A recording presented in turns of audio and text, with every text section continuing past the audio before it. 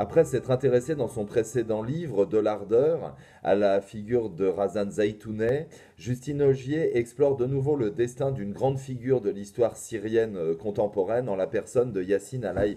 Saleh, un personnage dont l'histoire personnelle colle à l'histoire finalement de la Syrie de la fin du XXe et du début du XXIe siècle, puisque ce dernier a été à la fois emprisonné pendant le régime d'Assad père, a participé aux luttes révolutionnaires pendant le régime d'Assad fils, avant de devoir s'exiler en Allemagne, à Berlin, où il vit aujourd'hui. C'est précisément là-bas que Justine Ogier va le rencontrer, va échanger avec lui, recueillir son témoignage, alors à la fois sur son parcours personnel, mais aussi plus globalement sur l'histoire syrienne contemporaine, en s'arrêtant en particulier sur la question de la politique de la peur, sur le rapport à la résistance, sur le rapport à l'exil et à la solitude. Ce qui est intéressant, c'est qu'il y a aussi une sorte de résonance, de mise en écho entre l'histoire syrienne et l'histoire française européenne contemporaine, comme si Yacine et Justine étaient le symbole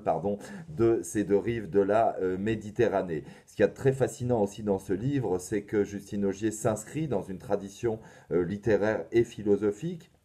en faisant référence notamment à un certain nombre d'écrivains contemporains. Je pense à Michael Fawcett, je pense à Marie Cosnay ou à quelqu'un comme Chloé Corman, et puis en s'inscrivant bien sûr dans la grande pensée du XXe siècle, et notamment dans l'œuvre de Hannah Arendt, avec cette phrase qui revient à plusieurs reprises dans le livre et qui dit beaucoup de la réalité syrienne contemporaine, qui est ce fameux « cela n'aurait jamais dû arriver ». Voilà, le livre s'appelle